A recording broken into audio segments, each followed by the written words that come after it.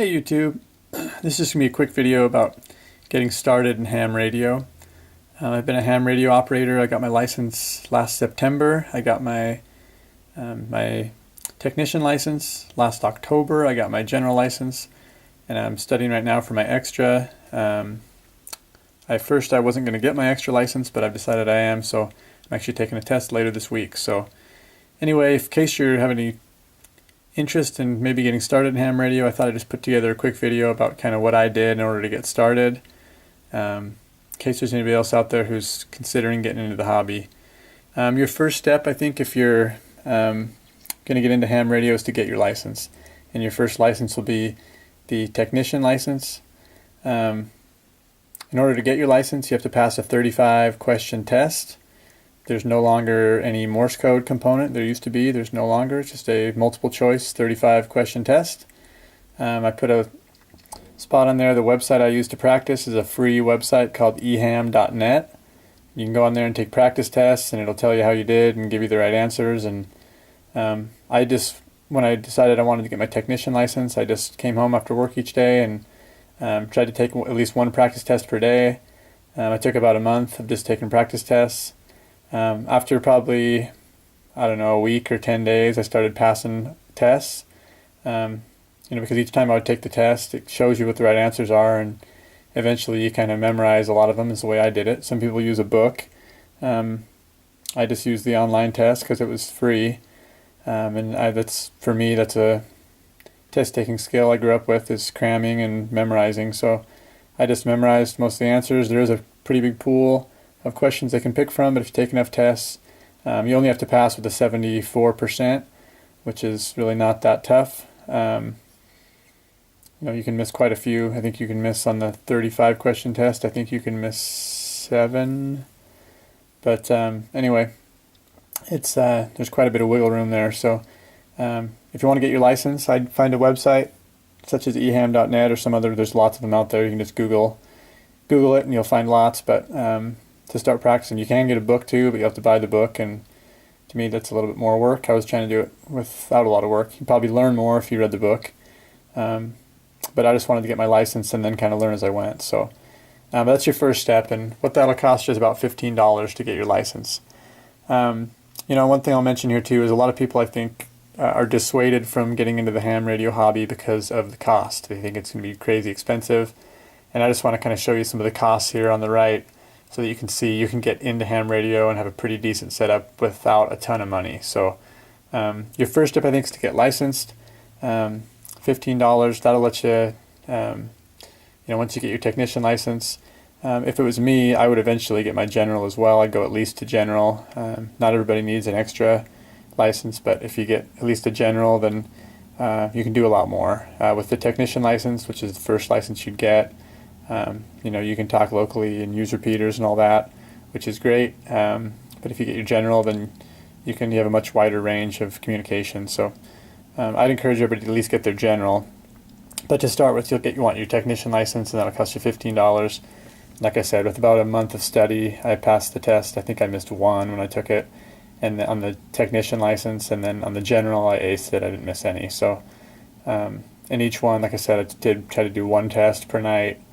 So I probably took 25 or 30 practice tests. Each one took me, the test itself takes about 10 minutes to 10-15 minutes to take, and then about equal that I went through and really tried to study the answers, the correct answers. So, with 20 or 30 minutes a night for a month, I think just about anybody could pass it. So it is a little bit of work, but getting your license is the first step, and it's fairly inexpensive at $15 for the exam fee. Your next step would be to get a radio. The radio I would recommend if you're just starting out and you just, maybe you want to listen for a while and just maybe get on some nets or do some stuff on local repeaters. A Baofeng UV5R I've got a couple of these radios. They're about $35. There's one right here. This one's the black one, the regular size. I've got a different antenna on there, which I'll talk about in a minute.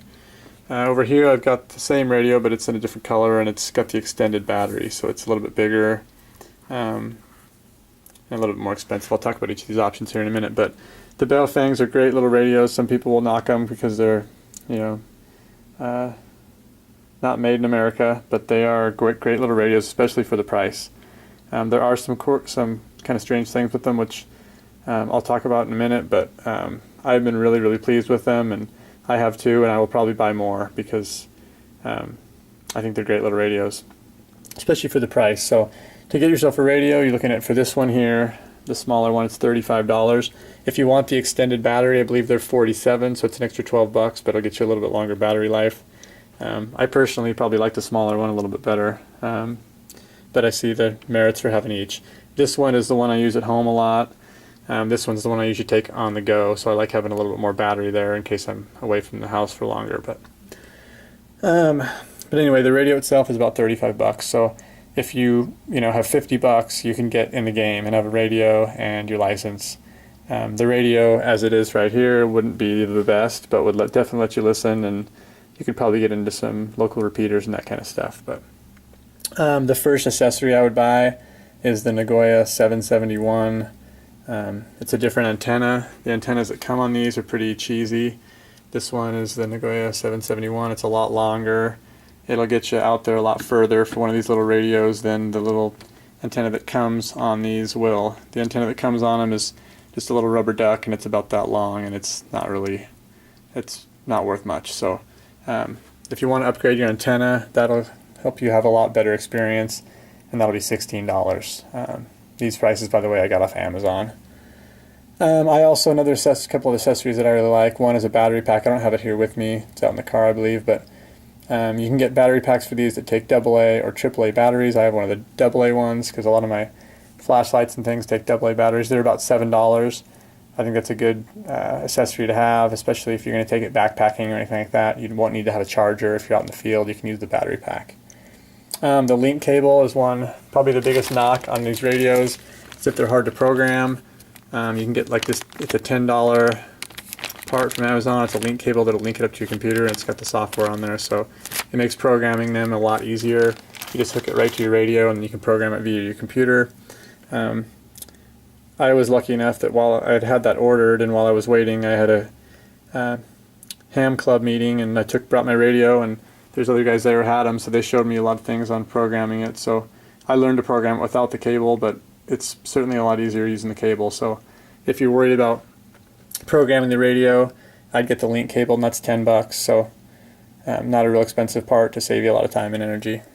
Your third step, I think, would be to find and or join a club. Look in your local area. You can do a Google search, whatever. My local club is $15 per year. I think that's a pretty cheap club dues, and that's a great way, I think, to learn. You'll meet a lot of new people. You can get help. Like I said, I brought my radio in, and some guys that helped me get it programmed when I first got my radio. You can learn a lot more about the hobby. A lot of times at these ham meetings, they have a presentation or something that might be on a certain topic, and every month you might learn something new or pick up new things or meet new people who can help you, and especially if you're looking for an Elmer or somebody to help you get started. Joining a club is a great way to do that, and it's about $15, more than likely, depending on what club you're in, maybe $20 if you're in a bigger city. But anyway, so if you were to do these first 3 steps and you got all the accessories here, everything would be less than $100. This was $99 for your license, your radio, a nicer antenna, an external battery pack that takes batteries, the link cable for programming it, and your club dues. You're looking at $99, which is pretty inexpensive. If you just wanted the radio and the license, you're looking at $50. So not a ton of money. And I think if you did the $99 option, you're in a club, you've got your license, and you've got a radio with some nice accessories, and you've got a pretty nice setup for a beginner. Will you want to upgrade your equipment at some point? Yes. But I wouldn't go out and buy super expensive stuff to start, because you may find out that it's not for you. So this, I think, is a good way to get in the game without a ton of money. Those would be my first 3 steps that I would follow. I'd get my license, I'd get a radio, and I'd find a club and start learning more. Your next steps, I think, if you wanted to go on, was I would consider joining the ARRL, which is the Amateur Radio Relay League. When you join the ARRL, you get an automatic subscription into the QST magazine, which is a monthly ham radio magazine. Lots of ideas and pictures and motivating things in there. you'll get to learn a lot more by joining the ARRL and getting their magazine. Plus, to me, you feel like you're supporting the cause, and if you're into the hobby, it's a good way. It's kind of like if you're into guns, and you should join the NRA. So same kind of deal. I think if you find you like the hobby, you should consider joining the ARRL and giving them $49 a year. I think the QST magazine is worth that price. So, and then the last thing you'll probably want to do eventually is set up a base station or a mobile radio. The cost on there is going to be variable, and that's where it can get expensive. You can get into, it doesn't have to. I mean, you could probably, I'll probably do another video on this at some point, but you could set up a base station, with an antenna and everything you needed for a couple $100.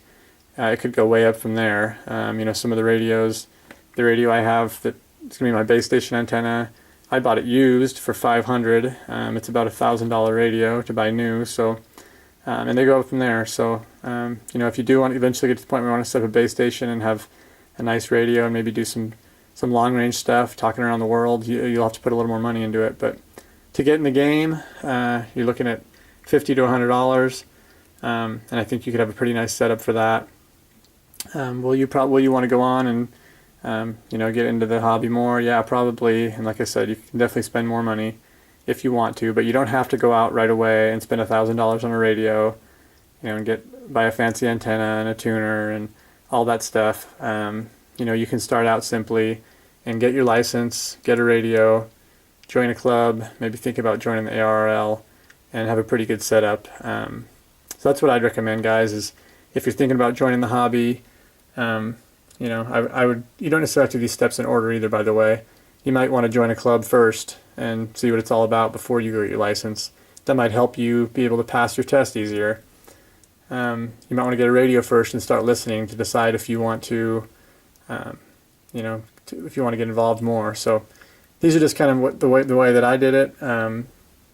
Obviously, your mileage may vary and do what works for you, but I just kind of wanted to show here that you could get into the hobby for not a ton of money. And these are the kind of recommendations I would do if you want to get into it for $100 or less.